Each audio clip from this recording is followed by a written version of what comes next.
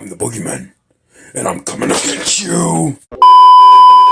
What's up, guys? Bro Collector Reviews here, and today we're going to be looking at my first review on the channel, WWE Elite Collection Series 99, The Boogeyman. Sorry for the bad impression. On the side, the back, people in the wave. I mostly collect Ruthless Aggression era. That's more my era and my... Well, I do watch modern wrestling. To me, nostalgia is probably the best word. So, a lot of these guys, I will get a couple that I do enjoy currently on the roster. But this wave consists of Seth Rollins, haven't got it, do want it. Matt Riddle, Brock Lesnar, the Ultimate Edition is better. Happy Corbin, and Selena Vega, And it's not me knocking him, I have no need for him. On the top back, we have the Boogeyman. We have his stats. The bottomless pits of Party City. 250 pounds. He's a big dude. This figure is not the first Boogeyman we've gotten. We got an Elite years ago that I didn't even really like, because this look to me is the Boogeyman. This is his, I guess, if you can call it iconic, his iconic look for me, or what I think of when I think of the Boogeyman. I was very hyped for this release. I'm very excited to check this guy out. He's got some awesome accessories. Let's get him open. And here he is in all of his boogie glory.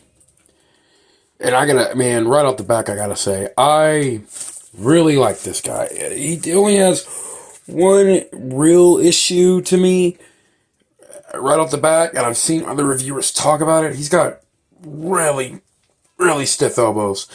I mean, not elbows, shoulders. I feel like a quick putting him in a little bit of hot water or a hair dryer.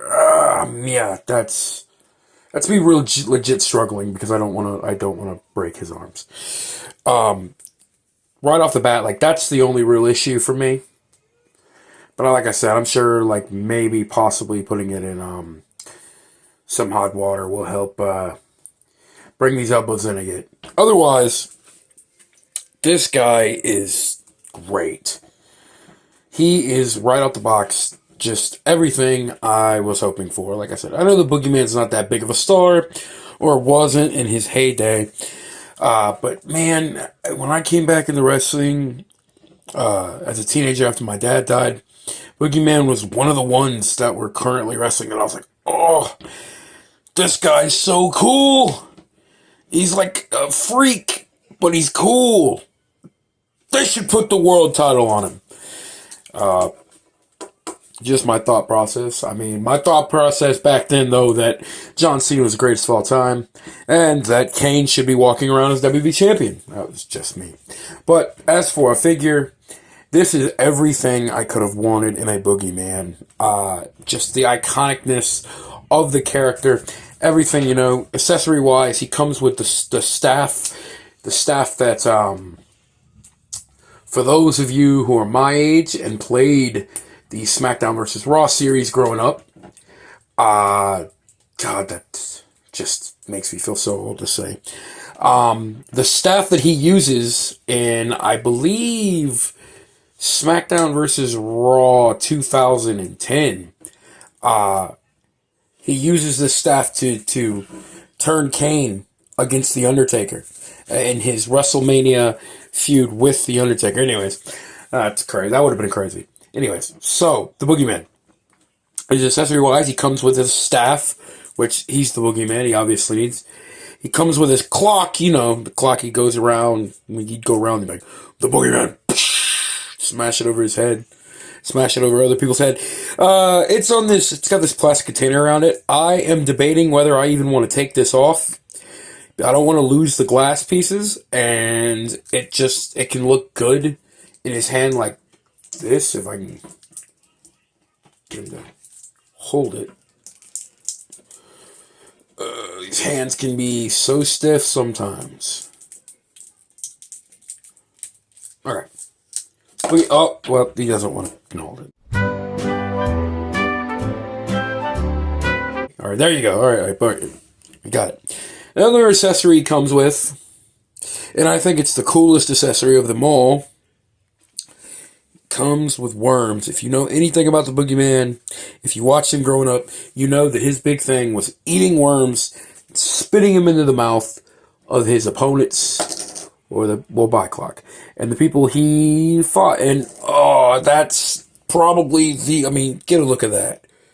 Oh, that's wicked.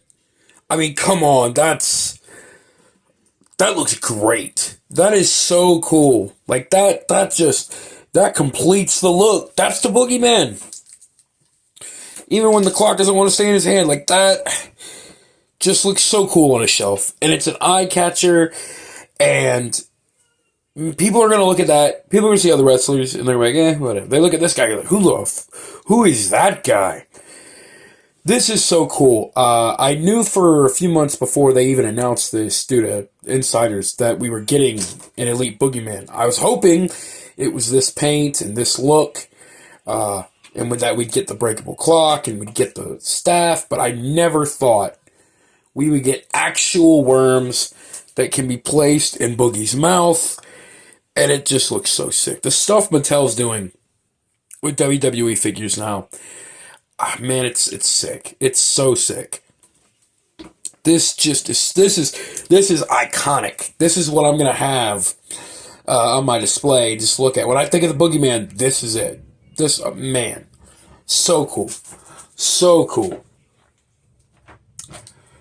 So let's take the worms out. Oh, he does come technically with more accessories. These things on his arms are technically accessories, and this heart is technically an accessory. But like because it's on him out of package, I'm just gonna include it as a piece of the figure itself.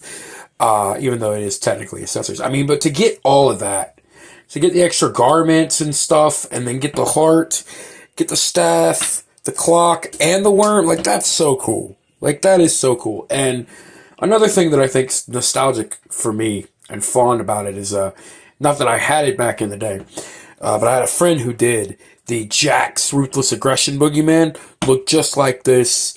Always wanted that figure. Could never get it. Have this one. Excited. So, let's move on to height comparison, shall we? WWE is pretty okay with theirs. I was going to say great, but they aren't. They're okay with their scaling. I mean, it's pretty accurate for the most part. We'll just compare next to a super tall character that I think he should have had a bigger feud with.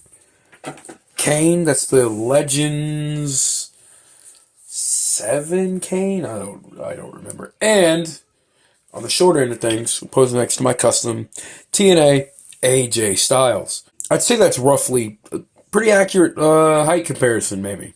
Hopefully. Anyways.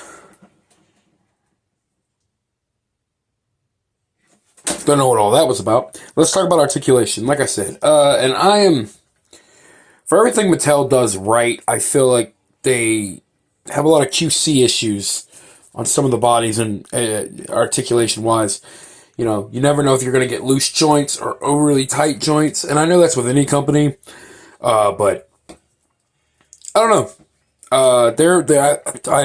When it comes to paint, and whether we're going to get cross-eyed, lazy-eyed, or just paint issues, that's my biggest thing with buying NECA, and my biggest fear, and with buying WWE, my biggest fear is articulation. And if I'm going to get a completely loose figure, one that's too stiff, or, you know, hopefully it's just right.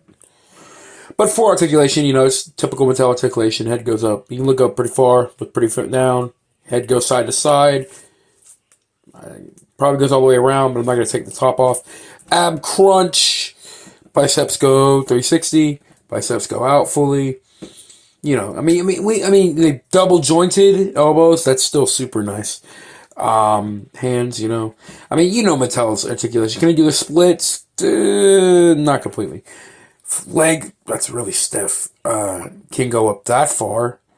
And then can't go back at all. So, not the greatest articulation. And these joints, man. You get these, like, kind of bow-legged joints that are super tight. I don't like messing with those either. I hate when a figure has those. A little bit of heat might fix it, though. But yeah, man. That's the Boogeyman. Pretty basic articulation for Mattel. And I just, overall, you know, if you're a modern watcher or something like that, or an 80s guy or whatever, you might not like the Boogeyman. But if you grew up in the ruthless aggression era of WWE, or you have fond memories of those times, like I tend to do, this guy's awesome. I mean, he's, and if you have a ruthless aggression display of there it goes. The Pain without love. okay, we're back. Finally got the clock in his hand. That's a bitch and a half to deal with. But I mean, look at this. I mean, look at him all just posed up like that. That's just such a cool look. Such a cool look for such a cool design of a cool character. And I might be gushing too much over this guy, but just always wanting a Boogeyman figure. And like I said, I don't know why I liked him so much. It was just so cool and weird, and he ate worms, and he was like a horror movie B villain. Like, just, should have feuded with Undertaker in real life. That story in that game was so fun. Ridiculous, but fun. But it comes with the staff and stuff, and that's sick. That is so sick. The red lighting, the Boogeyman. I mean, come on, that's just like his Titantron. That's just, I just had to show him off in this lighting. Just, it looks so good. So overall, man, yeah, I'm giving this guy I'll give him a 9, man. No, man, I'll give him an 8.5. 8.5 out of 10 fucks given. He's great. I got my money's worth. I got what I paid for. He's going to look great in the display alongside other Ruthless Aggression guys. And yeah, it's the Boogeyman.